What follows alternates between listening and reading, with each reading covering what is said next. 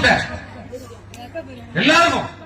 ஆனா இங்க மட்டும் 2000 அது எல்லாருக்கும் கிடையாது. அப்ப நம்ம மட்டும் 2ஆம் தர குடிமக்களா?